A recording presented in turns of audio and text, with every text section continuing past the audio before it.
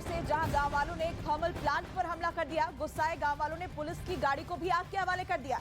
दरअसल गांव वाले जमीन के मुआवजे को लेकर गुस्से में हैं और इसे लेकर उन्होंने थर्मल पावर प्लांट पर हमला किया। ये बड़ी खबर आपको बता रहे हैं, बिहार के बक्सर से ये बड़ी खबर सामने आई है, जहां पर गांव वालों ने हमला किया है थर्मल पावर प्लांट के ऊपर, जिसकी तस्वीरें भी सामने आई है। बड़ी संख्या में लोग वहां पर पहुंचे और पुलिस की गाड़ी में भी उन्होंने आग लगा दी। बताया ये जा रहा है कि जमीन के मुआवजे को लेकर गांव वाले गुस्से में हैं और इसे लेकर वो प्रदर्शन कर रहे हैं। एक फ्लाइट 55 यात्रियों को एयरपोर्ट पर ही छोड़कर उड़ गई। ये यात्रा रनवे पर एक बस में ही बैठी रह गई। यात्री बस में बैठे रह गए और फ्लाइट दिल्ली के लिए उड़ गई। हालांकि बाद में सभी यात्रियों को गो एयर की दूसरी फ्लाइट से दिल्ली भेजा गया। सिविल एविएशन पर नजर रखने वाली संस्था डीजीसीए ने इस मामले में गो एयर की गलती मानी और नोटिस जारी कर जवाब मांगा। इस बीच पश्चिमी मीडिया ने दावा किया कि कीव पर बड़े हमले की तैयारी के लिए रूस के लड़ाकू विमान बेलारूस पहुंचने शुरू हो गए। हालांकि बेलारूस का कहना है कि रूस के ये फाइटर जेट उसके यहां 16 जनवरी से होने वाली एक मिलिट्री ड्रिल के लिए पहुंचे हैं।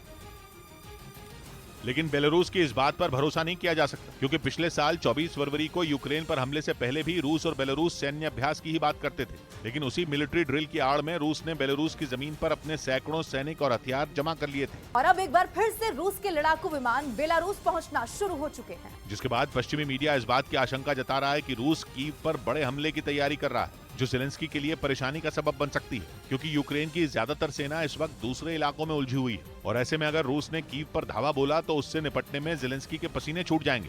उधर 5 देशों की यात्रा पर निकले जापान के प्रधानमंत्री फ्रांस पहुंच गए, जहां फ्रांस के राष्ट्रपति से मुलाकात के दौरान उन्होंने चीन की बढ़ती चालबाजियों का मुद्दा उठाया। माना जा रहा है कि जापान के पीएम की ये यात्रा चीन से निपटने की तैयारी का हिस्सा है,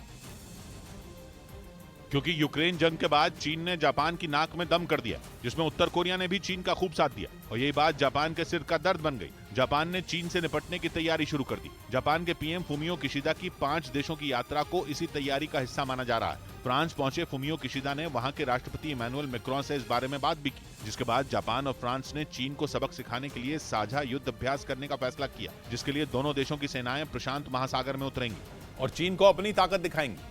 मैक्रोन और फुमियो किशिदा ने उत्तर कोरिया के परमाणु कार्यक्रम पर भी चिंता जताई, क्योंकि 2022 में उत्तर कोरिया ने कई मिसाइल टेस्ट की, जिसने जापान की चिंता बढ़ा दी और उसने चीन और उत्तर कोरिया से लड़ने के लिए अपनी सुरक्षा रणनीति में बदलाव किया। माना जा रहा है कि अमेरिका पहुंचने पर जापान के पीएम बाइडेन से भी इस बारे में बात करेंगे, क्योंकि जापान योनागुनी और इशिगाकी द्वीपों पर सेना तैनात करना चाहता है। ये दोनों द्वीप ताइवान के नजदीक हैं और इसीलिए वहां सेना तैनात करने से पहले जापान अमेरिका से बात करना चाहता है। यानी जापान परेशान है। उसे मालूम है कि चीन उसकी समुद्री और हवाई सीमा में घुसपैठ कर सकता है और इसीलिए उसने अपनी रणनीति में बदलाव किया। जापान के एक चैनल को दिए इंटरव्यू में फुमियो किशिदा ने इसके बारे में खुलकर बात भी की थी और